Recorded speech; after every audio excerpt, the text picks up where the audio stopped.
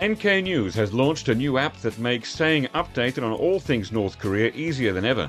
The app gives access to the latest articles so you'll never miss a breaking story. It's fast, convenient, and designed with readers in mind. Our team is dedicated to bringing you the most accurate and insightful information about North Korea with content and analysis unavailable elsewhere. Don't delay. Download the NK News app from Apple's App Store or Google Play and stay connected with the latest North Korean news and analysis. The app also works with NK Pro subscriptions, offering full access to NK Pro content.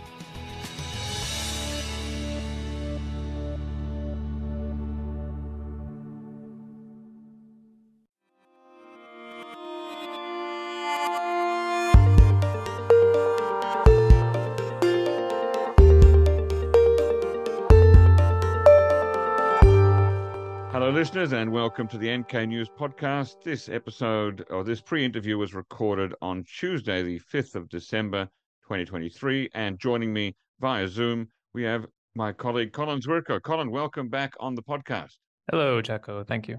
So tell us a couple of these stories that have been really grabbing your interest this week. What's the first one that comes to mind? Well, maybe we can talk about the most recent thing before we jump in maybe to the satellite story, because we've been talking about the satellite so much. But sure, since yesterday, the last couple of days, there's this National Conference of Mothers going on in Pyongyang. And right, that's 2 weeks after Mother's Day, which was on the 16th of November in North Korea. They do it a bit different. Right, yeah. And Kim Jong Un has shown a pretty big priority on this because he's made a speech now 2 days in a row, and he doesn't always do this for these kinds of conferences. Over the last 5 years, they've had a lot of conferences, and he doesn't always attend. Mm-hmm. He didn't even attend the last Mothers Conference in 2012. He just did a group photo with them afterwards. So the speeches are long. There's a lot of text in there, and he's basically being really open about the kind of stuff we hear about a lot in foreign media about North Korea. So he's saying, you got to get control of the kids. You got to get them off of foreign influence. You got to fix their behavior. You got to send them to construction sites. You have to send them to the military.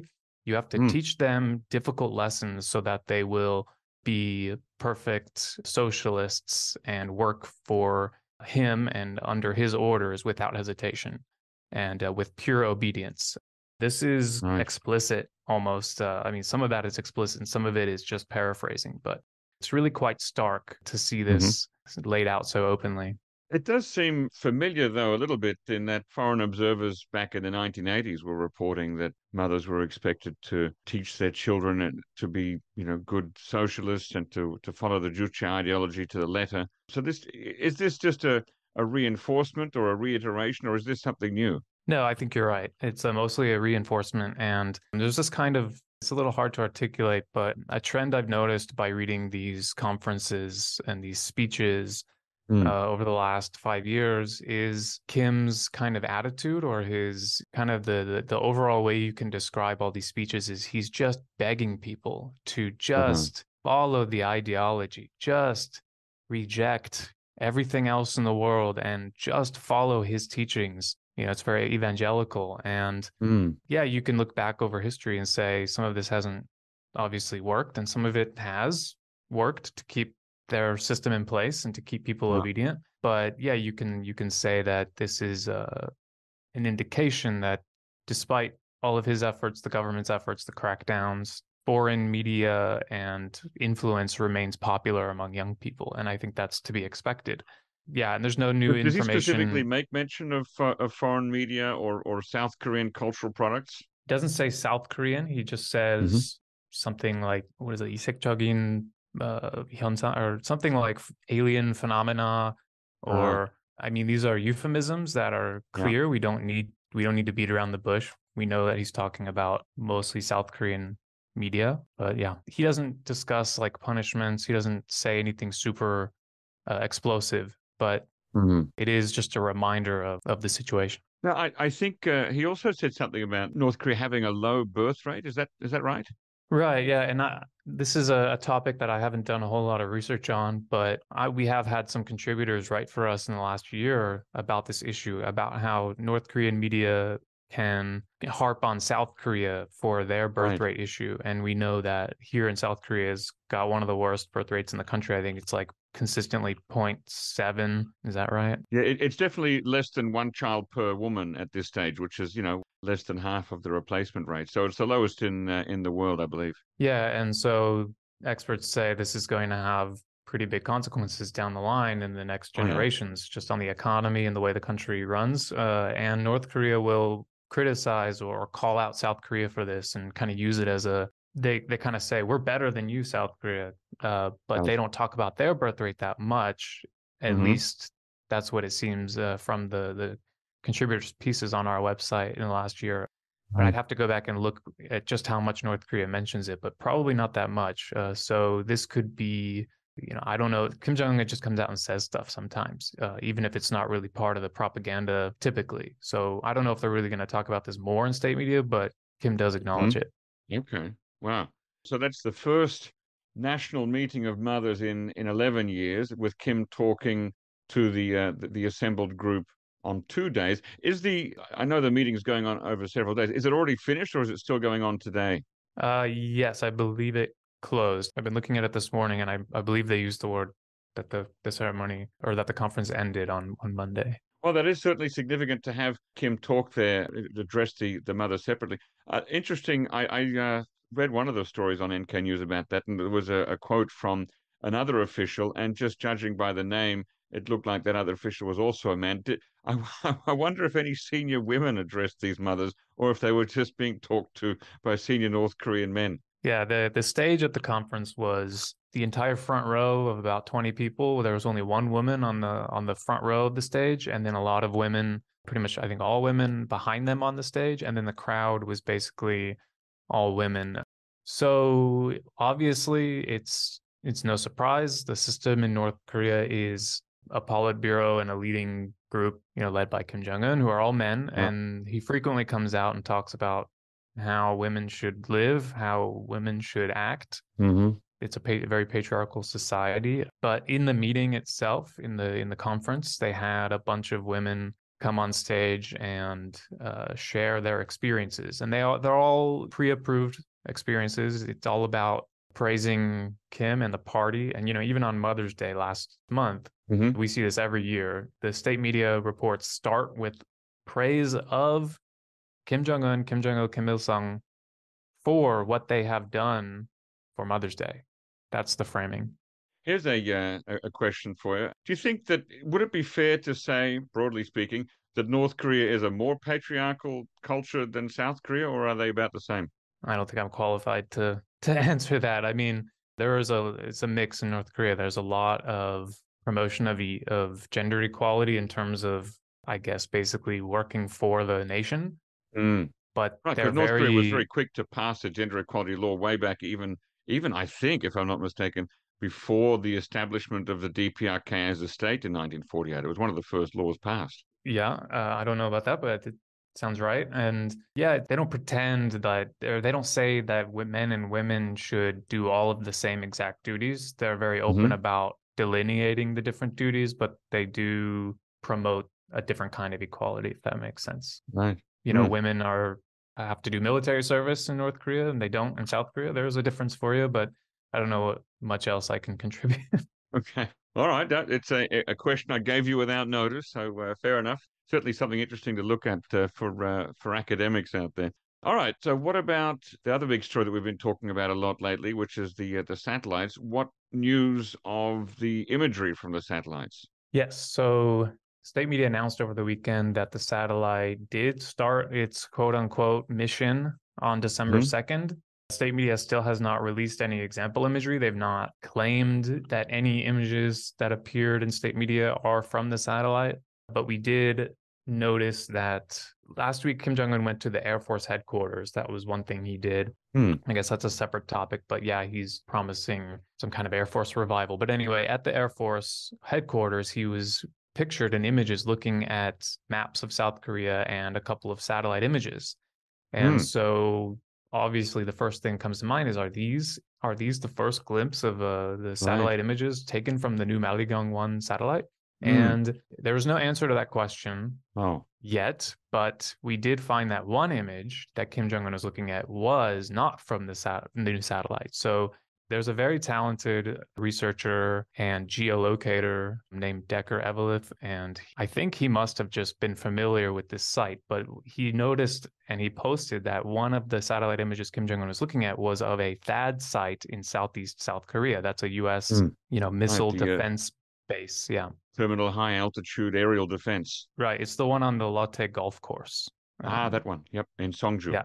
I think. So I guess that Decker maybe had looked at this many times before, and maybe he just recognized it immediately, or maybe anyway, it was very impressive. And so when you look at that missile base, and when you skew the image and line it up to compare it to the one in the image of Kim Jong Un, we noticed that basically a building looks different in the Kim Jong Un image in a way that the roof of the building only matches satellite imagery from up until 2018. So they were looking at a 2018 or before image for some reason. Now, this doesn't mean, we just posted about this a couple of days ago on our website. It doesn't mean that the satellite's not working. There are a few things that could have happened. Maybe the Air Force didn't have access to the imagery yet. Maybe there's, maybe it was still during the review period where it was going direct to Kim Jong Un. That could be one thing, or maybe some other type of subterfuge. So I don't know. Very interesting. Okay, so basically, I think to bring it down to the bottom line here is we don't yet know what kind of imagery, if any, is coming out of the Maldaegyong-1 satellite. Right. And some experts think, North Korea is not going to come out and show us examples, because when any other nation launches a spy satellite, they don't come out and release the imagery. North Korea can accomplish that seems like a fair precedent to follow. Yeah. They can just kind of use it to their advantage and not worry about, maybe Kim Yo-jong will complain some more about what other countries say about criticizing it. But other than that, I think if it works, then they should just be fine to use it. Yeah. If it doesn't, then they'll launch some more. In the meantime, South Korea's put up its own reconnaissance satellite through SpaceX, right? Correct. Yeah, a couple of days ago. North Korea made a complaint there, either in the media or to the UN Security Council, I'm not sure which, complaining that there's a double standard, that South Korea should be criticized in the same way that North Korea was, and a bit of an argument back and forth. And the Americans said, well, no, because South Korea isn't under United Nations Security Council sanctions that forbid it from putting rockets up. So it seems a bit petty to go for that point. But anyway, they tried it. Yeah, you mean which side? North Korea? Yeah, I think North Korea. I mean, it's obvious that they're not and of course, South Korea didn't send up the rocket itself. It used a commercial agency in another country. So I don't really see how North Korea can try to make that point land. Their point is always from the standpoint of the sanctions are illegitimate. So if you look at the world just on a pure comparison, why should one country receive so many complaints and criticisms and accusations of basically bad deeds, morally and objectively bad deeds, whenever another country right next door does the same thing and receives praise from other countries? That's North Korea's stance. And I think the US usually just points to the sanctions, calls it a day, but maybe it's a messaging issue, because obviously the sanctions were the P5 and other countries coming together to declare that North Korea doesn't deserve to be treated like other countries. That's kind of the basis of the sanctions. So the US just points to that, and I don't know, the argument gets lost. But North Korea had put a satellite up using a Russian or Chinese commercial agency rather than using its own rocket. Presumably, I'm guessing here that would not have necessarily been a breach of sanctions. I mean, the sanctions are about the rocketry and the missiles, not the satellite. Yeah, I think we've asked some sanctions experts on that too, whether or not the letter of the, not law, but whatever sanctions are, whether or not resolution. That stipulates, it's just my opinion, but it's a matter of enforcement. If they're going to do it, they're going to do it. And no one's going to be able to stop it, except the US could try to threaten secondary sanctions against a Russian company. And, Russia will deny that it violates sanctions. And at the end of the day, what changes? Changes, yeah.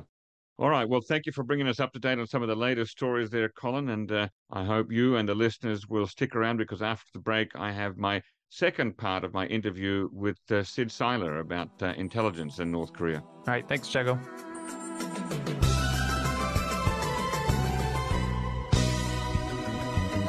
Ever been sidelined when it comes to understanding South Korea at an important meeting, conference, or discussion?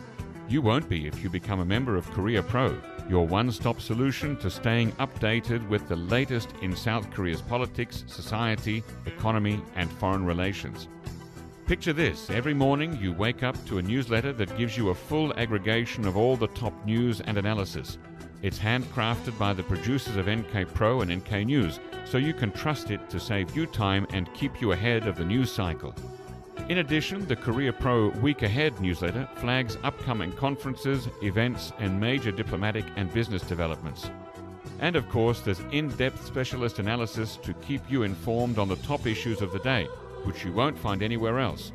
Korea Pro is produced by a wide range of specialists, including in-house analysts and external contributors.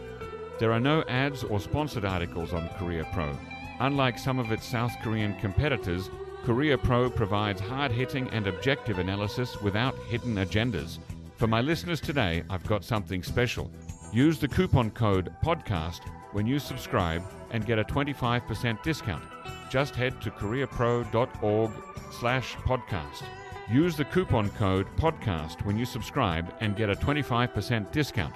Just head to koreapro.org/podcast. That's koreapro.org/podcast. Make the smart choice. Choose Korea Pro.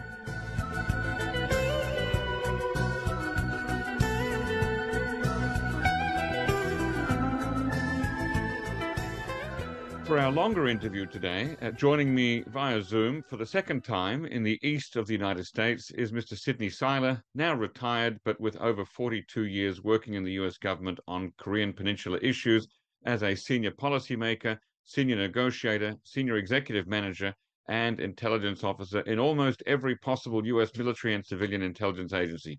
You can find him on Twitter at Sid Seiler, SYDSEILER. And if you haven't yet heard the first part of the interview, I encourage you to go back and listen to episode 306. Welcome back on the show, Sid. Well, thank you so very much for the invitation. I look forward to a robust discussion today. A lot of things going on, and I know you always ask some probing questions. At the end of my last interview with you, Sid, I encouraged listeners to send in some questions of their own that I might not have thought of. And so I got a few emailed into me. So I'll start with those listener questions first before going on with my own. Wonderful. And the first one is a nice curly morality or ethics question. And that is, to what extent does the U.S. history of serious human rights abuses in Korea before and during the Korean War influence North Korea's negotiating position vis-a-vis the United States today? More specifically, would an official apology for these human rights abuses, for example, the massacre at Norgon-ri, support for mass roundups and executions of suspected leftists, etc., help potentially unlock the endless cycle of negotiations that you described during your first interview? Well, I would say, I'm not an expert on all those events, although I did obviously, have my share of Korean history study classes and looked at that war period well. And I know it's a very controversial period, and there were a lot of atrocities on both sides. And one thing I do know is that from North Korea's perspective, and you always hear them in particular emphasizing U.S. atrocities, alleged atrocities at Sincheon, and of course the carpet bombing. The way North Korea looks at these issues is just so fundamentally different from us that we are going to inevitably talk past each other, I think, on a lot of human rights issues. That's the downside. The upside is I don't see it as as either an obstacle towards gaining trust with North Korea. The causes of distrust between the two countries is not attributable to, historical events like those in the past. Those are regrettable parts of history, but I don't think they would necessarily have much value in terms of trying to achieve some diplomatic breakthrough with the North. And a follow-up from me, what, if anything, do you believe would help to unlock the endless cycle of negotiations and crisis creation? Well, this is a great question. And I my instincts are to say that, North Korea actually desires that cycle. If you look at the history of our engagements and, kind of in the big block years of the agreed framework negotiations, the six-party talks under the Bush administration, the Obama era Leap Day understanding, and our engagements under the Trump administration in Singapore and Hanoi, time after time again, North Korea walking away from some pretty lucrative opportunities that even as I was involved in them, thinking to myself, the lifeline we would be throwing to the system, the delay of reunification this would bring about, but all these opportunities that North Korea had to kind of break this negative cycle with the United States, they have walked away from. And so, when you construct an understanding of North Korea that assumes that a perpetual sense of tension or animosity with the United States is actually somewhat ontologically necessary for North Korea, it doesn't bode well for any type of breakthrough. This is a zero-sum game between the North and South that goes back to the division of the peninsula. And, it is not in North Korea's efforts to embark on a path that actually could be more regime threatening, because all the baggage that an improved relationship with the United States would eventually bring, not just denuclearization, but all the other things that come from having a relationship with the United States. My sense is right now, North Korea just simply, it's tactically signaling a total lack of interest in dialogue with us. It's a position that's been staked out since the beginning of 2019. It's somewhat complicated by COVID, I understand. But if we look at ourselves 5 years down the road without having made any meaningful contact with North Korea, I would not be surprised. Do you think, here's another listener question, but it fits in nicely with where we are. Do you think that at the Moon Jae-in Kim Jong Un summit in Pyongyang in September 2018, that President Moon convinced Kim Jong Un that Donald Trump would agree to significant concessions at their Hanoi summit in February 2019? And this may have led Kim Jong Un to confidently approach that meeting expecting to win. And when that didn't happen, he was massively disappointed. Does that sound about accurate to you? Yeah, it's very accurate. And this was, of course, the challenge that the Moon administration faced in seeking to play a mediator role. And when you're in this mediator role, trying to bring two, diametrically opposed parties together, you're going to be fast and loose with a description of what the other side is ready to concede or what they might bring to the table. And I really do believe that at the end of the day, Kim went to Hanoi for all intents and purposes, because they went in with such confidence. That confidence was visible in the propaganda, the media messaging as Kim Jong Un got on the train and went down to Hanoi, and it is clear that he thought he was going to get an acceptance from Donald Trump on all of his demands, and that in some way that those are part of the messages that he was getting from the Republic of Korea officials, media, and also even Western media's portrayal of President Trump being either desperate or easy to be duped by North Korea. And so Kim Jong Un probably went in with a degree of confidence that he could sell the same horse one more time, very limited denuclearization package in exchange for some pretty significant sanctions lifting. And when it came down to, no, we can't take that, but let's talk about what we could negotiate, Kim Jong Un just simply wasn't prepared. Do you also think that Kim's embarrassment from Hanoi led him to ignore Moon Jae-in for the rest of his presidency, including Moon's exclusion from the Trump-Kim Jong-un meeting in Panmunjom on June 30th, 2019? Well, in looking over the history of the comprehensive military agreement with the latest developments, I went back and kind of looked at what that timeline from late 2018 to 2019 looked like. And by the end of 2018, we were already seeing Kim losing interest in some of the inter-Korea momentum that appeared to have been underway, beginning with the Pyeongchang Olympics, Kim Il-jung coming down, and of course the summits and all your classic, not unprecedented, not historic, because it was not the first time we'd seen this. 91 to 92 high-level talks, Kim Dae-jung, Kim Jong-il summit. We've seen a lot of this before, but by 2018, he was already losing interest. I think Hanoi, even before Hanoi. I think so. And just in terms of the difficulties that the Republic of Korea was encountering in implementing parts of the, moving beyond the initial stage of what was in the comprehensive military agreement, there was just no more forward movement. And you could see that again, but what my particularly progressive South Korean observers like to note is that the problem is Kim at the end of the day wants relations with the United States. And the only reason he ever gives any attention to South Korea is if Seoul is the door to Washington. And therefore, after Hanoi fell apart, then definitely they weren't going to have any interest in doing anything with South Korea. I actually would say that diminishment of interest actually had already begun by the end of 2018. I'm getting ahead of myself in terms of order of my question, but since you've just mentioned it, I'll bring it in now. Do you believe that North Korea actually wants normalized relations with the United States?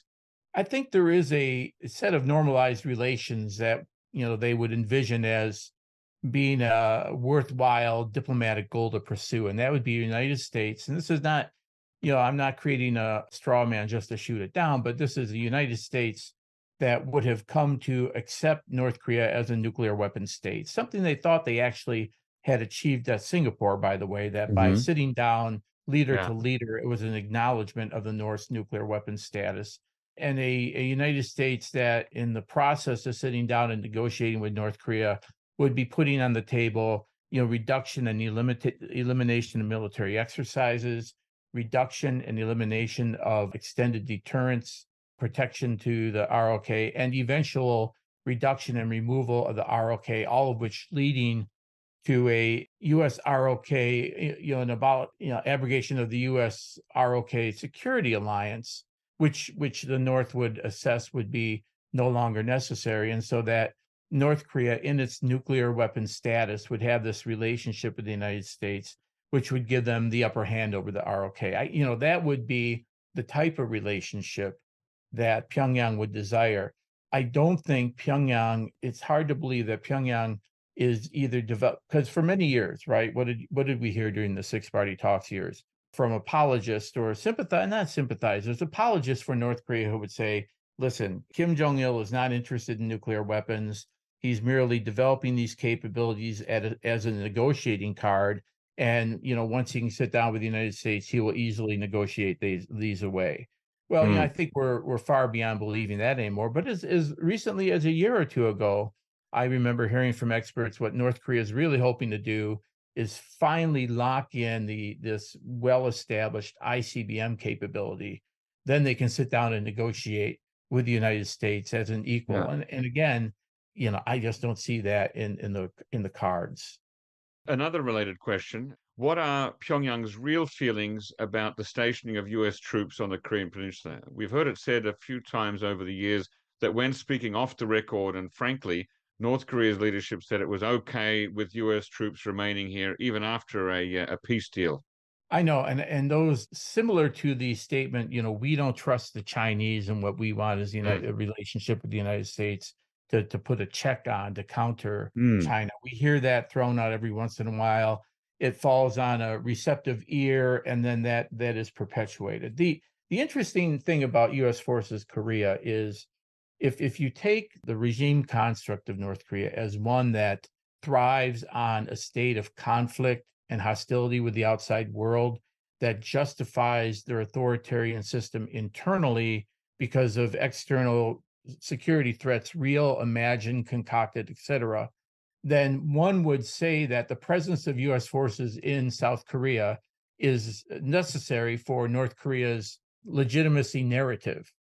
On the other hand, I do think that what the North Koreans hope to accomplish one day is a severing of the U.S. ROK relationship that allows the North Koreans to sit across from the South from a dominant position without the obstacles of U.S. forces Korea, U.S. influence on the inter-Korean process, all those standard complaints that we heard about in 2018. The ROK is a puppet of the U.S. The ROK doesn't do anything on North Korea without Washington's approval. The ROK is involved in exercises and extended deterrence that brings the clouds of nuclear war to the peninsula. And the only way towards true peace on the peninsula is when the two Koreas can work this out among each other. I think that is a goal it goes beyond mere propaganda that they would want the U.S. forces off the peninsula. But I do understand the logic of those who would say, that the U.S. is helpful to Pyongyang. The stationing of U.S. forces in South Korea has diplomatic benefits to Pyongyang. I understand the logic of that argument. But I don't think at the end of the day, they would openly acknowledge that and openly propagate it and abandon, I believe, their goal to one day redefine the balance of power on the Korean Peninsula with the U.S. off the peninsula, the U.S. nuclear umbrella removed, and an ability to dominate the future of the Korean Peninsula. As an American and a former government employee, do you see that as a realistic goal that North Korea could somehow crack open the US-Korea military alliance, particularly under somebody like a President Trump in the White House? Is that realistic? It's realistic enough that we need to be careful and attentive about that. And, if recently I'm asked a lot about, for example, the ROK's possible pursuit of nuclear weapons, and I remind people that ROK pursuit of nuclear weapons will likely take place within some type of context of a critical lack of confidence in the U.S. Deterrent and the U.S. Security assurances to the Republic of Korea. And North Korea would see that as an opportunity to drive a wedge in the U.S. ROK relationship and perhaps preempt South Korea's securing of nuclear weapons by attacking first. Because that wouldn't be an overnight process to secure nuclear weapons, right? That would take, right, I don't know, months or something. That's right, and it would likely be made public before they had a sufficient arsenal to Right. meaningfully on their own deter a North Korea attack. My own sense is, I remember all the transitions of power going back, frankly, to the 1980s, and at each side, whether it's a Seoul transition, and we're talking about the impact of the shift from a conservative to a progressive government, or if you look at the United States and there were shocks during the Trump era, there were shocks during the Carter era, but the alliance has shown a remarkable sense of resilience because of the natural shared interests between our two countries. But again, you can never take this for granted. All the elements of reassurance that are involved in a really solid nuclear deterrence, nuclear reassurance strategy, they're never satisfied. It's a constant homework assignment.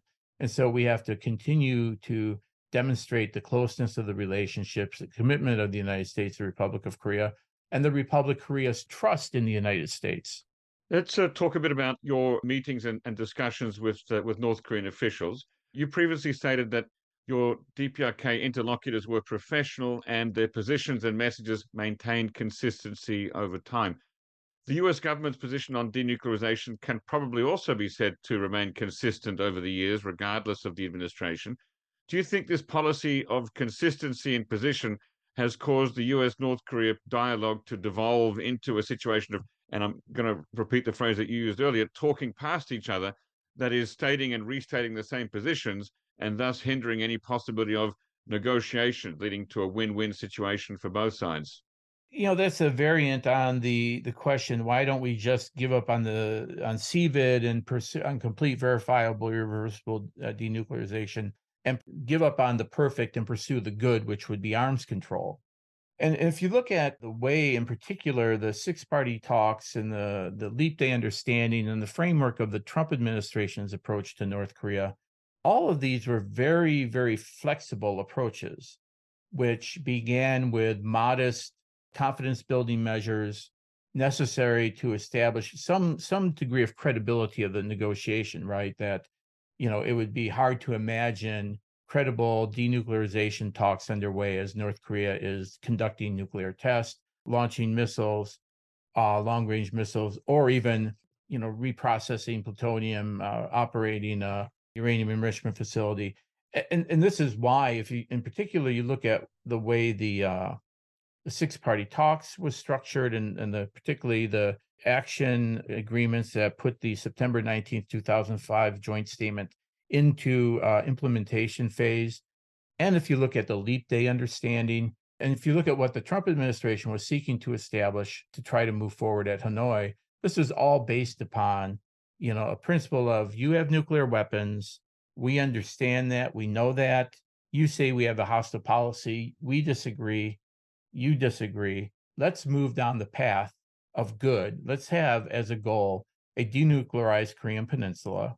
And the path to that starts with reciprocal action for action, confidence building like measures that would take us down that path. So there's always been the flexibility built in. It wasn't like CVID is this, And if we don't get this, we're not sitting and talking to you. That has never been the approach of the six-party, at least of the post-agreed framework era. We've never made the demand on day one. And we've always had that flexibility. And, I remember anytime, any place, all issues. We were thinking of making T-shirts, joking aside at one time, because that was our consistent message. We are willing to meet at any time, at any place to cover all issues. And there's just no meaningful discussion on the peninsula without the nuclear issue coming into play. Just for our listeners at home, in case it went by them or over their heads, CVID or CVID is the complete, verifiable, irreversible denuclearization of North Korea. I wonder if you could comment a little bit on the dialogue approaches of some of your DPRK locutors like Kim Jong-un and Choi Son-hee. How much did their personalities influence their dialogue approaches? They were all really well trained to engage the United States.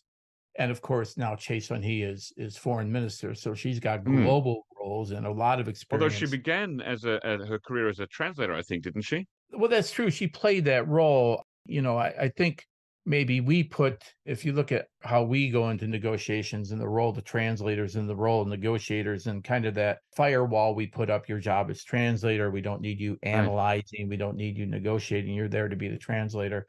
I think there was always a little bit more than translator, Madam Che. And so, but, she was obviously a U.S. expert and was really well-versed, and Kim Jong-un, the Vegan, kind of all the generation of whom I negotiated with. And I remember the best from either the six-party days or Elite Day agreement, just consummate professionals who represented their state's interests. And of course, that included being very forward-leaning and accommodating with us when the call was to, lead the Americans down some path that kind of gives them encouragement that some progress is possible here.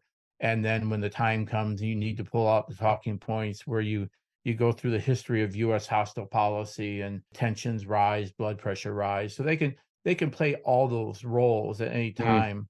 So, it's interesting, as I tell people, and this is really important, and as we look back at the summitry of 2018 and 2019, wherever your view on summitry is, often, the claim is if you haven't worked out all the deals before the leaders sit down, there's very little hope that, these types of details can be worked out at the senior level. So the senior level summit is much less important than some people would think. At the same time, it does allow the leaders to develop a relationship that subsequently is translated into directions to negotiators. So you can negotiate meaningfully through the New York channel. You can negotiate meaningfully in a third country, and you can, negotiate meaningfully at many levels. Everything was ratcheted up a notch or two during the Trump era, but it ended up not having any major deliverables. A failure of our agreements and, the agreed framework, the Leap Day understanding, the six-party talks, were not because we were talking to the wrong people. And if magically the right people were at the table, that things went differently. I often hear, the other one you hear is our delegations, the U.S. side usually has a lot of multi-agency participation. Yeah. Right. You got people from obviously state and the White House and from Department of Energy, Department of Defense, everybody who's involved in the nuclear issue. And you don't see KPA soldiers, on delegations. You're never really going to get atomic energy sector officials. And again, that's not, oh my goodness, this could have worked if only the right people had been at the table. The attendance of the level and the inclusion of particular organizations in these negotiations are always designed by Pyongyang for a purpose, right? And so when you're not sitting across from a person who has any authority, on the one hand, none of them have authority on their own. On the other hand, they have absolute authority, so that the points that you're getting from them are ones that have been approved at the highest levels. Are there any North Korean officials that you looked forward to talking to again at future meetings, or others whose presence would make you groan inwardly? Actually, no. I would love to see negotiations resume. I would actually, now that I'm no longer in government, if North Korea started probing with some type of track 2 or track 1.5, it would be great to have them come out again and for us to share positions. I think it's always helpful to engage North Korea. There's no reason we have never had a policy of not engaging North Korea. Never. Often, when we go through these periods protracted periods where there's no dialogue, you hear stories like the strategic patience accusation that Right. Trump. That was never our policy. We never used that term. I think one official may have used it one time to describe why we weren't rushing back to the table after the 2009 Taepodong launch and nuclear test. But we never had a policy inherently of not talking to North Korea. The door is always open. And I think that has been particularly true, at least since we engaged in the six-party talks process. Because you look at the engagements that we had with the North Koreans, I mean, there's some robust diplomacy, both within the six-party talks construct and outside of it, between 2002 October Jim Kelly visit, all the way up to the dwindling down of the meetings in 2008. And then the Obama administration picked up the ball and tried, even after the 2012 Leap Day Agreement collapsed with the Taepodong launch of April 13th. Again, we tried to pick up the pieces and negotiate. And from that point onward, from 2013 onward, it became very difficult because the North Koreans, just up until the post-2017 missile a month madness pivot to diplomacy in 2018, they just had simply no interest in talking. So it's a frustrating period. So, as I look at various calls for the U.S. to change its policy, to try a new approach, to sit down with the North Koreans, I kind of feel guilty that, as from an analyst perspective, Pyongyang makes this all very easy for us. When I say North Korea doesn't want to talk, you've got to really show me the evidence. Pyongyang, frankly, just has not been willing to sit down and talk, and it's been frustrating. But it's not because of either a decision made in Washington or pressure from Seoul under a conservative leadership not to engage in North. We just haven't seen anything like that. Here's a question about language, which you've made mention of. You've said in the previous podcast that having proficiency in the Korean language contributed to your success in your career. In your various meetings with DPRK interlocutors, did you respond directly, or did you still go through an interpreter or translator? And part two of that is, how important are interpreters and translators to the success of talks? Is it beneficial to allow your dialogue partner to speak and use the time while their interpreter is providing the translation to mentally formulate your own response? Oh, yeah, I can tell you very much so that the use of a translator is extremely helpful in giving you that break to kind of formulate a meaningful response. And if you're ever in the unfortunate position of being a note taker, it's not an unfortunate position, but it's really hard work. Particularly if you're trying to get something like a verbatim transcript of a meeting. Obviously, the translation break works. When you're in the official negotiations, it's diplomatic protocol, and in most instances, to allow your counterpart to speak in their own language and work through interpreters. Yeah. And it's what's interesting too is, interpreters may know the official talking points, and if the person sitting at the table kind of goes off those talking points, the interpreter can reintroduce the right ones, and then you've got the linguist in the backbenchers thinking, well, what is the but that usually interpretation is not as much of a challenge as you think it is, because when it comes to important key points that are significant, both sides know the need for precision and accuracy, and any remaining imprecision is intended. Right. Now, So, of course, both sides have got interpreters. So for our listeners, just help us to understand the logistics of it. So let's say the North Korean negotiating partner speaks, and then that person's North Korean interpreter interprets in English, or does your interpreter do that? Who does what? well, that's a good point. In situations, which is most situations, where both sides come to the table with their interpreters are responsible for translating their side's English, from our interpreters do English, their interpreters do Korean, into the foreign language. So, it is the job of the interpreter on the DPRK side to translate into English what their lead negotiator is saying at the table. Okay. And vice versa. Does it ever happen that the interpreters amongst themselves have a disagreement about an interpretation? It's not so much of a disagreement, but a desire to kind of get clarity. what does this term exactly mean? I even think doesn't come from a negotiation, but the way North Koreans publicly characterize their intermediate range ballistic missile is a little bit different than the way the South Koreans describe that class of missiles. But those are all usually challenges that you can work your way through. If we go to 2012, right, what was the accusation of the Leap Day Agreement? Was that, well, the North Koreans didn't really think that a satellite launch, which is what was done on April 13th to mark the 100th anniversary of the birth of Kim Il-sung, that a satellite launch was covered by the agreement. And it was clear, you would have to have a pretty low view of the competency of the U.S. delegation to not think that we made it clear at that table that long-range ballistic missile launches, this is what we mean by that. And then the other one that's always debated is, of course, the October 2002 visit of Assistant Secretary James Kelly to Pyongyang, right? And the question about whether there was actually the North admitted to having a uranium enrichment program or not. And for me, there was some deliberate ambiguity looking at the official records that people have published in their memoirs and books. And, the members of that delegation that I spoke to, I was not on that one. Truth of the matter is, Jim Kelly put in front of North Korea evidence they have a nuclear weapons program, whether, I can't remember, was it Kang Suk-chu or Kim Gae-gwan, the interlocutor that evening, and the next day, who appeared to be admitting it, probably used language which is often used by North Koreans. Yes, we have the right to have that and more. Right. Does that mean you have it or not? Right. And the truth of the matter, if North Korea wanted to try to salvage the agreed framework, there was plenty of time after the visit of Jim Kelly to Pyongyang for the North to have picked that up.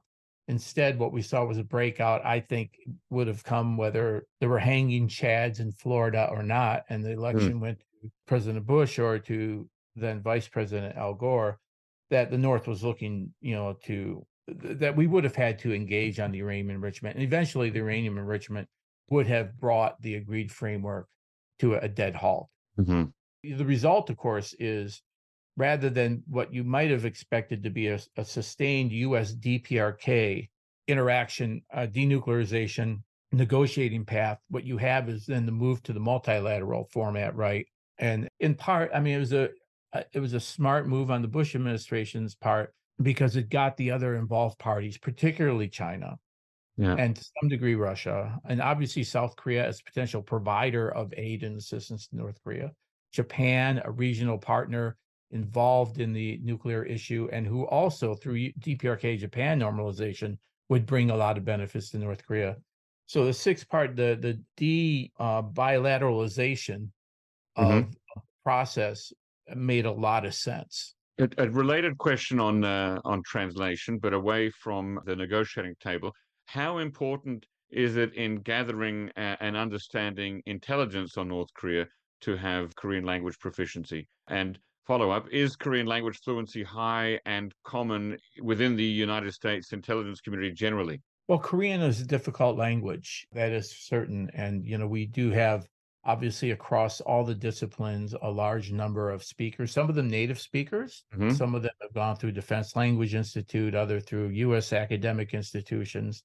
And of course, today it's so different. When I learned Korean in 1981, there was no internet, there was no K-pop, there were no K-dramas.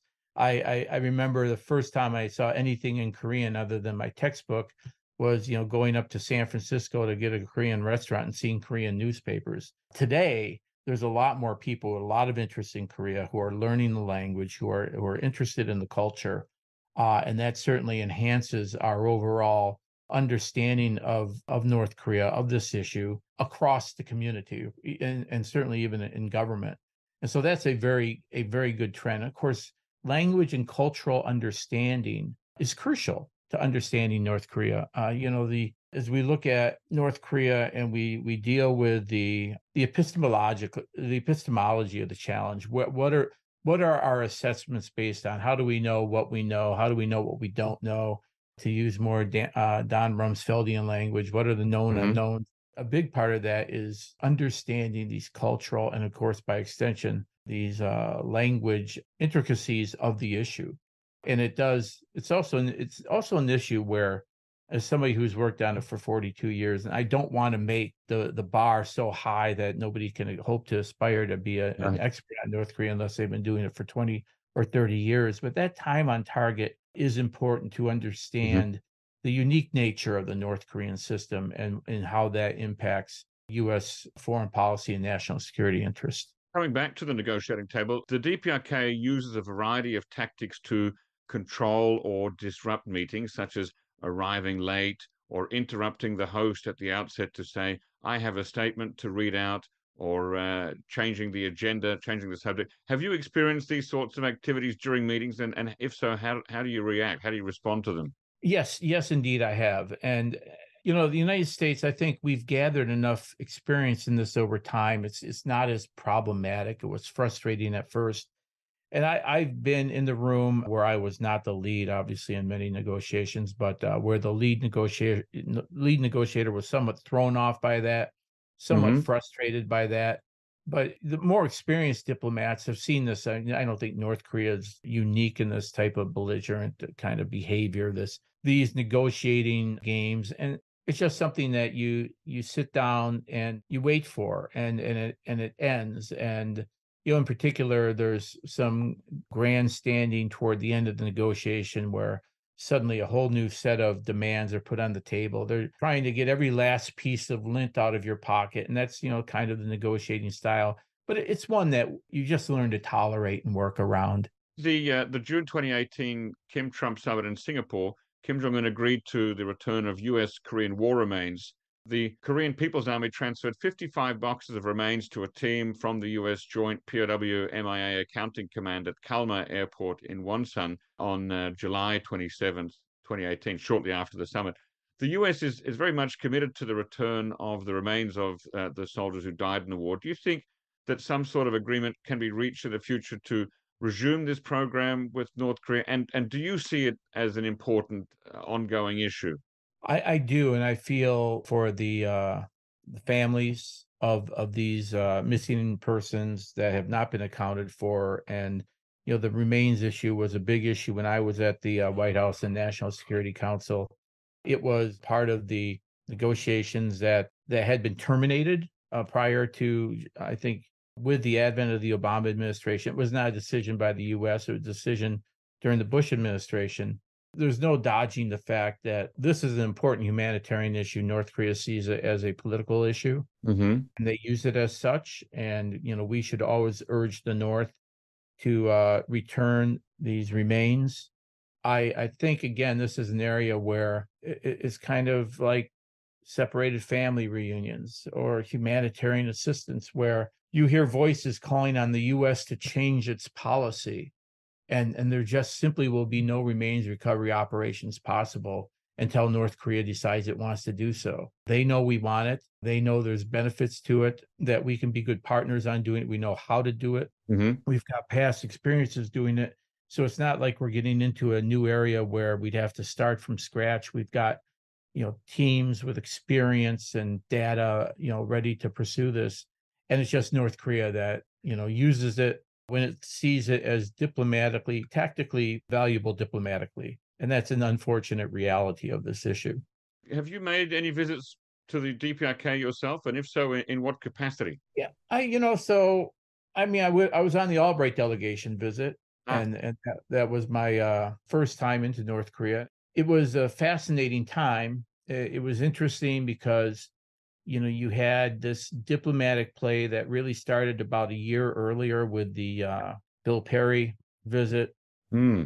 I actually, when I look at the timeline of that year of 2000, again, I just think they were getting ready for a breakout under the Bush administration or under the follow-on administration. And so it was a great effort by Madeleine Albright and her team to try to probe, to try to push ahead, to take the momentum of the Kim Jong-il, Kim Dae-jung summit, the visit to Washington of Cho Myung-nok right after that, then the head of the General Political Bureau of the KPA, seen largely as the number 2 man in North Korea at the time.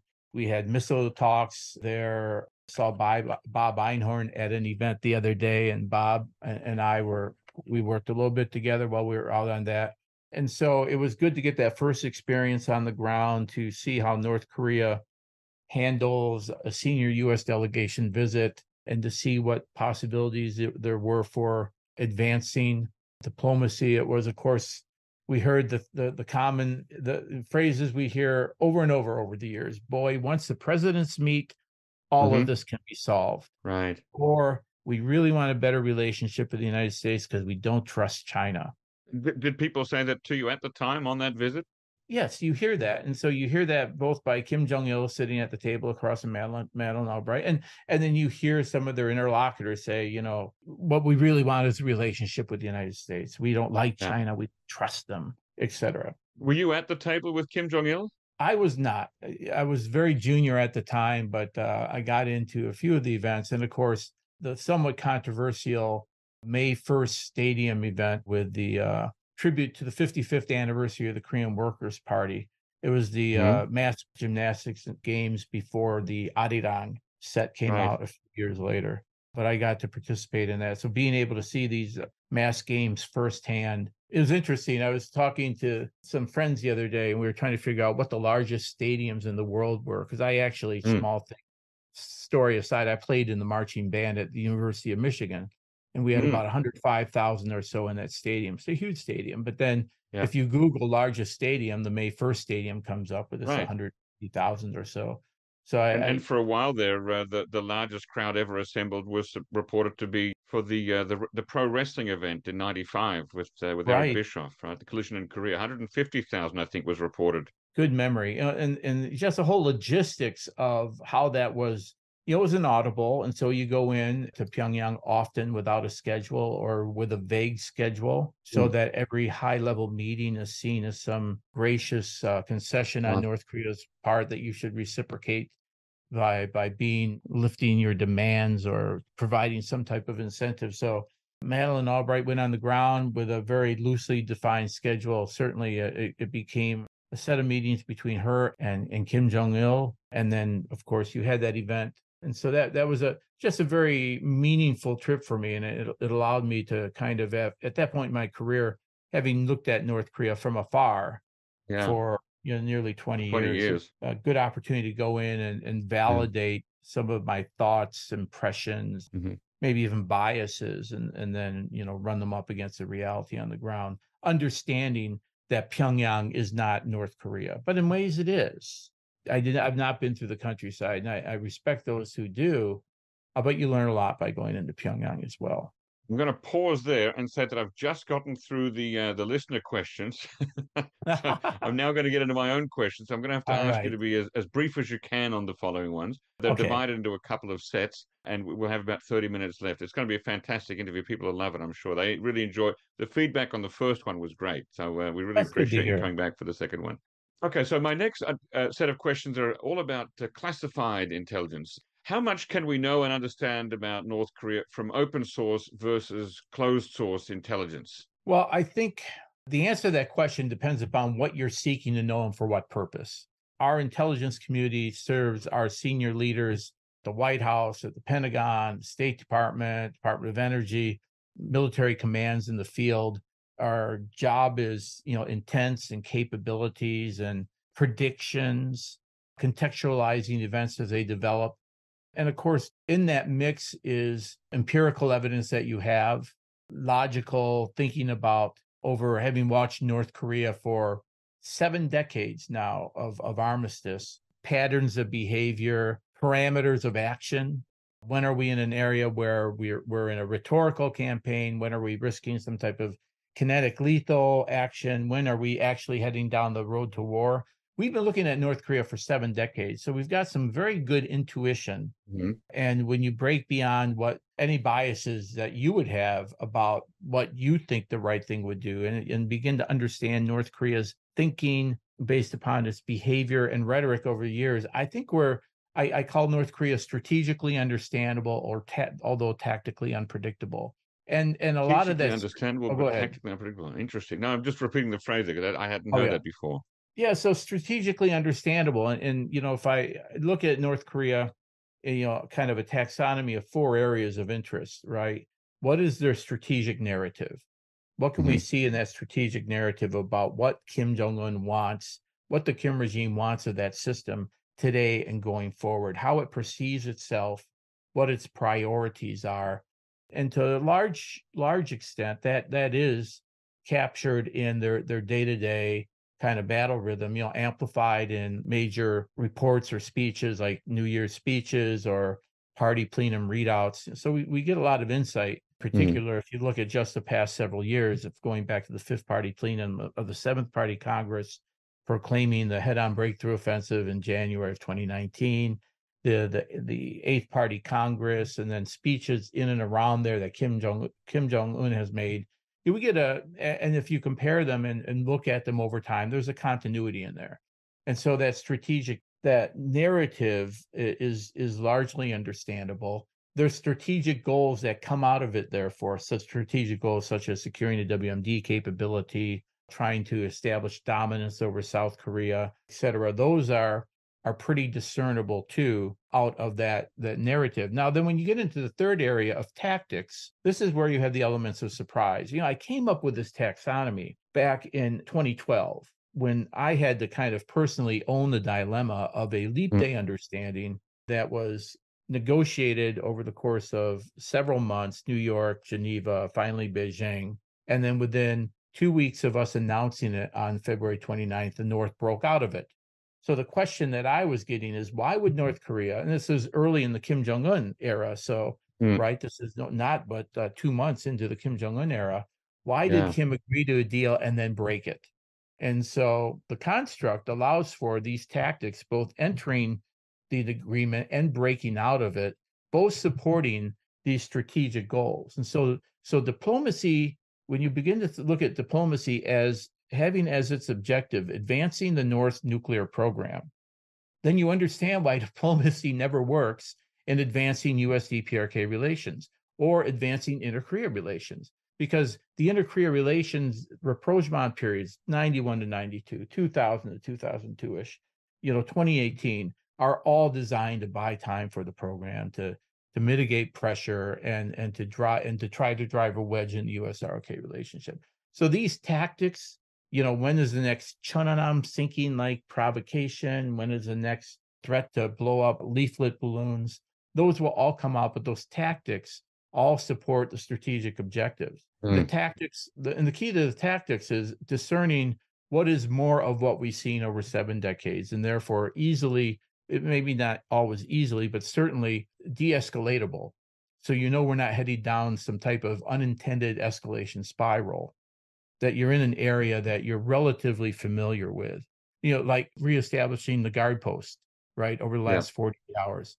Those guard posts were there for 6 decades. They were gone for a couple of years, and now they're back. Right. These are not major strategic developments, although they are reflections of a current state of escalated tensions. And finally, the fourth area is people and processes. And I hate to say this, but as a career analyst who love tracking, who's up and who's down, who's this guy in this picture, who's this guy in that picture, at the most senior levels of government, you can imagine that those don't really matter. I remember, even when Chang Sung-taek was executed, I said to myself, at the end of it, it's interesting, but it's not going to have any major impact on policy, and it didn't. So those areas are frustrating. Like, I wish we knew the view towards U.S. nuclear deterrence of all the core commanders in North Korea. I mean, there's things that you wish you knew, but at the end of the day, I used to describe North Korea as a puzzle for which we have most of the pieces to see the picture. Yeah. We don't like the picture, so we curse the missing pieces. Coming back to the question of intel, why and how, and I think that with your unique work experience, you'll be able to answer this more than anybody else. Why and how does some intel become classified and so therefore not open to public scrutiny? That's a good question. And, one of the things that I count as a small minor accomplishment prior to my retirement was in accordance with the Director of National Intelligence, Avril Haines' direction to try to introduce more transparency along the lines of what you're hinting at. We released the key findings of the National Intelligence Estimate on North Korea nuclear scenarios 2030 and outward. And I know many, if you have in the audience, have not seen that, you should go take a look at it. It's easily searchable through DNI NIE Korea. And of course, I mean, there's sometimes policy sensitivities, but the thought is that the American people would benefit from understanding the intelligence assessments that are informing policy decision making. And I think under this administration, or the Biden administration, the whole team from Tony Blinken and Jake Sullivan to Avril Haines have been committed to having the intelligence out there to enable the diplomacy, to bring transparency to the table. And also, in particular, at a time when, the Security Council has become so difficult to work in with our Russian and Chinese partners in terms of responding to North Korea's provocations, winning the hearts on building the consensus, a diplomatic consensus among non-permanent Security Council members, non-Security Council members, and just internationally. There's a great benefit to having the information that we know about North Korea, its illicit activities, its nuclear program, its missile program, more available to the public. So there obviously is that desire. On the other hand, this intelligence provides decision advantage to policymakers and warfighters. And the integrity of the intelligence is greatly enhanced by protecting sources and methods. It's sometimes good that North Korea doesn't know everything we know about what we know about North Korea, right? There's sometimes you would want North Korea to know, we know your programs, we know where they are, but it's complicated. But the goal primarily in keeping a secret is, again, to protect these sources and methods that a lot of taxpayer money and a lot of effort of intelligence officers across agencies, across intelligence discipline have invested in. So it's a very prudent way to protect that investment. How long does something that is classified generally remain classified? Is there like a set period, like 40 years or something? Yeah, there's various timelines along which declassifications are made. I'm not an expert in it, but I know usually we're talking at the 25-year mark. Now, if you look at under this transparency initiative of DNI Haines, the NIEs and some of the other national intelligence estimates and some of the other products are much more recent. Our NIE itself, the one on North Korea, was released early in 2023, and it was only a few months afterward that we are able to kind of roll this thing out in an event that CSIS hosted at the time. Ah. Do you think there's a tendency towards overclassification within the intelligence community? I mean, that's always a concern, right? And so part of the role of the intelligence officer is always trained on how to appropriately classify material, and a lot of emphasis on not overclassifying material. You want the intelligence to be used, right? Yeah. And overly classified compartmental intelligence is not as useful as something that is obviously getting to a wider readership. So it's a well-known problem over the years, and there's always a healthy tension on need to share, need to protect, need to know. And so, yeah, I mean, it's something that's a constant point of interest for the intelligence community's leadership to make sure that doesn't happen. Now, you've already mentioned the National Intelligence Estimate on North Korea and how quickly the most recent one came out. But on just other more general classified and compartmentalized information, where should historians and journalists look for newly declassified documents to better understand DPRK? Is there some sort of clearinghouse that sends this stuff out every 25 years? That's a good question on how those are made available. I don't know. So in terms of the products under the NIE initiative, the transparency initiative, there is a website where under the DNI where these documents are available to the public. I see that the North Korea scenarios for leveraging nuclear weapons can be found at www.dni.gov/documents/assessments. So you can navigate your way around there. And I think there's probably other more wider net tools that probably researchers on the outside are much more familiar with than I have been on the inside. Sure. Moving on to the risks and pitfalls of gathering intel on a closed system like the DPRK, or as you the analogy you had earlier, a puzzle with some missing pieces. To what extent can bad actors and fantasists successfully peddle false information to the intelligence community. And I'm thinking of the Iraq case of Ahmed Chalabi with his fake intel on Iraq before the 2003 invasion. Have there been defectors from North Korea who have come out and say they know the right people who can bring about change in that country, only for it to be completely fantasy? And I'm thinking, for example, of the unprovable evidence of chemical weapons being tested on human prisoners in 2003-4. That's a great question. And this is something that on this issue, I've worried about for years. And there's a long history of great propaganda efforts, whether it's to demonize the North or make them appear less demonized than they are. There's, now you've introduced the internet has proliferated the number of people that can do it, particularly, and I understand, the dynamics of defectors and wanting to get their stories out there. And of course, those who would doubt those stories. This is just like, basic footnoting and sources 101 for any, college student. You've got to take a hard look at what the evidence is, how consistent it is with other established, maybe validated source streams. How would you explain differences, et cetera? And then the more wild accusations, kind of how much you want to build your case upon one-off claim of X, right? And so, there's a lot of due diligence done. A lot of work is done to compare. And what you have when you're in the intelligence community, of course, you've got access to the classified information. It can provide greater insight. It can provide clarity. It can refute it. But I think we're all essentially in the same business when we're looking at North Korea, where a healthy degree of skepticism is always helpful. Generally speaking, how reliable have you found the human intelligence gathered by interviewing people who've escaped from North Korea, particularly if more than one person says X, for example? Well, so you can imagine a range of topics that a defector or defectors would credibly have. What's the traffic in Hamhung like? What are the relations between military and civilians at the local level? The types of things that are important towards a fundamental understanding of North Korea. That they're not answering the questions, where are all the missiles hidden, or where are all the nuclear warheads stored?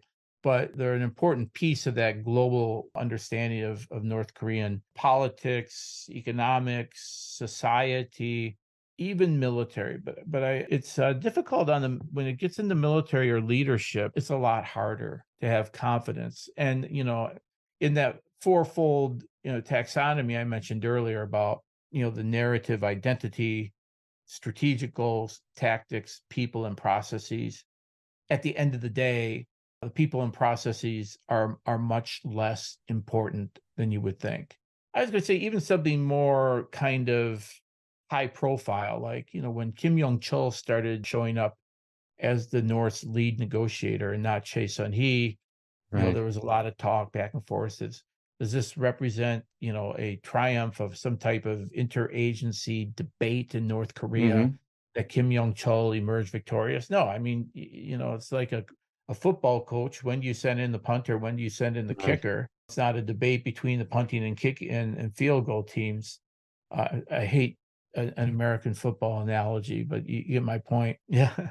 Wondering about the loss to institutional memory with people constantly rotating in and out of positions and agencies. Is that a big picture, danger to the understanding of North Korea, or are there more than a small handful of people who have your kind of longevity, for example? I think there are, and I think if nothing else, they're much smarter and much more qualified, and bringing enthusiasm to this issue, and that's crucial and key. You always want new eyes on this issue. The other thing we benefit from, of course, is our close alliance with the Republic of Korea, and of course, South Koreans always provide a good context in which to understand North Korea, and so I have confidence in the next generation of analysts. I know that it doesn't come easy, and you need to invest in the future. And there's competition. Other issues will come up and other issues will fade. But I think the cadre that we have now between the various intelligence agencies, and certainly at State Department and other relevant organizations, the challenges we faced in 1990, 91, the early days of the Agreed Framework, is we just never had sustained contacts with North Korea. And North Korea really was a black hole. That's why we had such an emphasis on open source analysis, media analysis, looking at Kim Il Sung speeches and the like, because we had no other types of interactions with the North Korea. It's very different now. It's not as much of a black hole. I think a lot of the black hole concerns about North Korea, because people who want to see a breakthrough in U.S. DPRK relations, people who want to see advancements in diplomacy, it's not they live in denial, but it's just so frustrating. There must be something we don't understand. There must be something we haven't tried, that only if we understood it, only if we tried it, then we could have a breakthrough. And it's just not the case right now. In addition to my strategically understandable, tactically unpredictable, tactically surprising, is my assertion that we have a sufficient understanding of North Korea for good policy. I'm wondering who replaced you at in your last role and how good their Korean language proficiency is. Well, the team there, it's a diverse team, and they bring a variety of experiences, various mission areas, WMD, politics, economics, and some language. And it's pretty solid. Yeah, there's more than enough. We have a lot of linguists across the community doing a lot of variety of jobs, and so I'm not concerned with the quality of the linguists on the Korea issue. That's one of the areas we've been blessed with, I think. Are there any things that you think get overlooked or forgotten too easily in analyzing and trying to understand North Korea? I think the degree to which the livelihood of the North Korean people in terms of economic, materialistic prosperity, the low priority that's placed on that by the leadership in making decisions regarding its policies on nuclear weapons and missiles that continue to lead to the country's isolation, the impoverishment of the people, the inability of the regime to revive its economy. These are all the results of decisions made because better relations with the United States and better relations with South Korea are not top strategic priorities of the regime. It seems like that's so counterintuitive that a leadership would certainly be looking for ways to improve its people's livelihood, to make the nation stronger. Surely they must know that nuclear weapons aren't going to feed the people. Actually, their worldview is exactly the opposite. And in about a week before the inauguration of Barack Obama, there were two foreign ministry statements that came out at the time. And, basically the bottom line message was our nuclear weapons are not up for sale. We are willing to take the economic hardships. If we have to choose between nuclear weapons and better relations with the United States, we will choose the former. We have lived without better relations with the United States. We cannot live without nuclear weapons. There's a rare kind of flash of just really direct, open honesty. That didn't stop, by the way, the Obama administration from seeking engagement with North Korea. That engagement was delayed, of course, by the sinking of the Cheonan and the shelling of the Yeonpyeong Island. But the North had already made it clear that these weapons weren't for sale and that these were indispensable to the country's identity and survival. And understanding that, and being on the alert for North Korea messaging that continues to put the blame on the U.S. and U.S. hostile policy and the U.S. willingness to negotiate, that these are not the current obstacles in carving out a path to the future. North Korea's strong adherence to the desire to have nuclear weapons is the biggest obstacle. Sid, have you ever been in a situation where a policy on North Korea was being made and you felt that you had something contribute due to your expertise, but were not listened to, or your assessment was downplayed or even dismissed by the policymakers? So, the challenge of any really, really focused expert, particularly somebody who's focused on an issue like North Korea, is understanding that decisions of U.S. foreign policy are made by individuals, in positions of responsibility, like the secretary level, what we call the principal level, the deputy level, who on any given day are looking at, yes, North Korea, Israel, Ukraine, domestic issues, economic issues. And so that there is a degree to which North Korean policy is made within the context of certain foreign policy principles or guidelines or interest. And so at any given time, there may be an area where you think, why don't we do this on North Korea? And there's other reasons why we don't do it. And that's kind of a humbling experience. It's a value of doing a rotation, by the way, working on the National Security Council, because you get to see that firsthand. But I've never had a situation in which that has taken place. I can say that we have engaged with North Korea at times when everybody's assessment of the likelihood of survival was pretty low. But that's more a testimony to the U.S. commitment to seeking a negotiated settlement to this issue than it is naivete. There has not been an instance where we met with North Korea without the agreed framework was new and we were testing new things. And so the agreed framework was a good-willed, a good intent to test North Korea, a test that by the time they start to look towards uranium enrichment as a covert path to fissile material outside of the plutonium program, the North was already showing its disinterest in sustained denuclearization. When we engaged at the six-party talks, we engaged with all the cumulative experience and understanding of North Korea gained through that agreed framework era. The Obama administration came in, built upon that experience that was gained through the six-party talks. And the Trump team came in and they built upon the experience that was the Obama team had. So, and it's certainly now the current team. We've learned a lot about North Korea over the years. And when we go in, we go in with some pretty good cards. A lack of understanding of North Korea has never been a contributor to the failure of any round of talks. Last question. We've been here now in a situation where there hasn't been any talks really since, nothing substantive since Hanoi failed, and really nothing since the mini meeting at the militarized zone. So what do you imagine the next move will be, and which side will make it?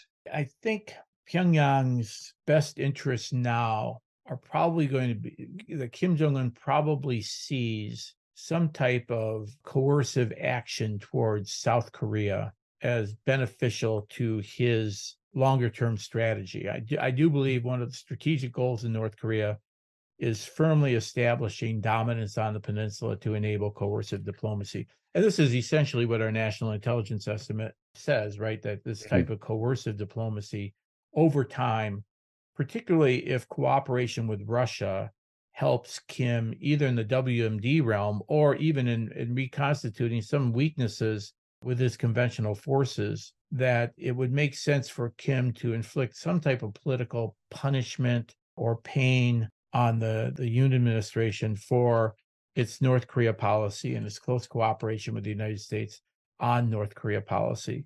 Would that be something that involves kinetic action, like a repeat of the sinking of the Cheonan or the shelling of Yeonpyeong-do? We do include that as a possibility within the NIE.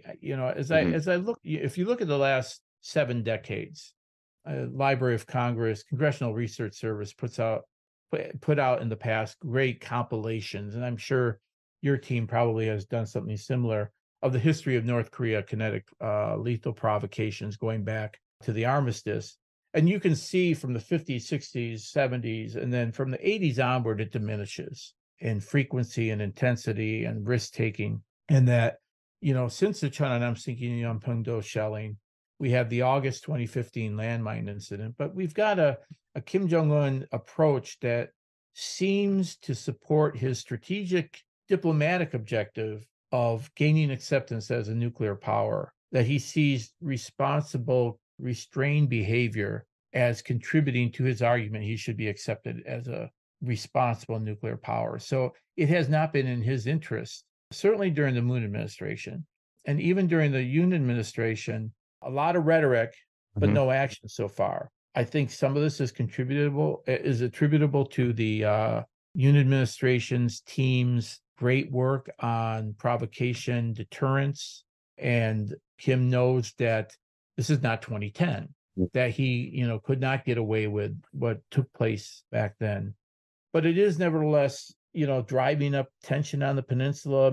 I imagine, as kind of confident as I am that the impact of the reversal of the CMA, the Comprehensive Military Agreement, will not have much impact on the ground.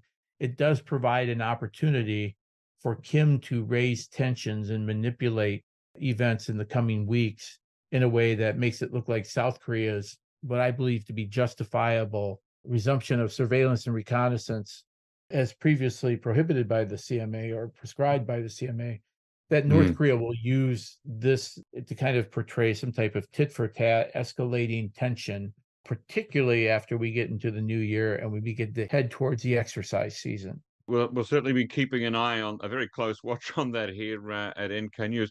I'm afraid that's all we have time for today, Sid, but we've certainly got a lot out of you today. I'm very grateful once again for your time in coming on the NK News podcast. Thank you so much. Well, thank you. It's been a lot of fun. I look forward if the situation presents itself to do it again. Thanks so much, Jack. I appreciate it. Thank you. And people can keep in touch with your thoughts by following you on Twitter at Sid Seiler. Is there a memoir coming out at some point? Oh, no. I don't have the energy for that, but who knows? Maybe not for now. Not for now. Okay. Well, thank you so much for sharing your thoughts with us today. And yeah, stay well. Thank you so much. Have a wonderful day. Thank you.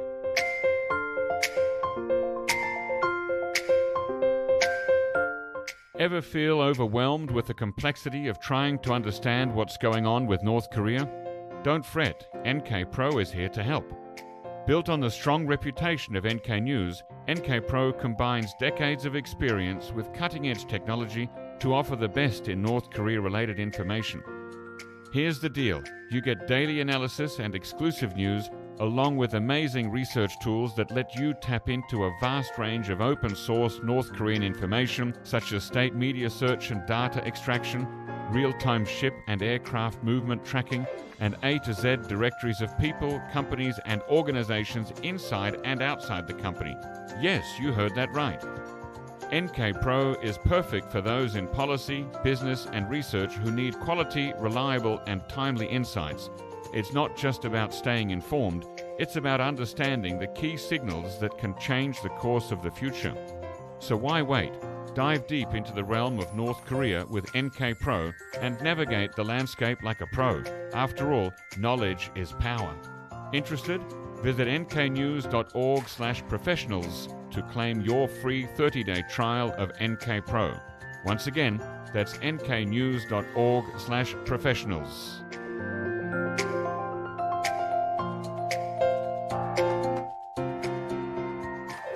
Ladies and gentlemen, that brings us to the end of our podcast episode for today. Our thanks go to Brian Betts and Alana Hill for facilitating this episode, and to our post-recording producer genius Gabby Magnuson, who cuts out all the extraneous noises, awkward silences, bodily functions, and fixes the audio levels. Thank you, and listen again next time.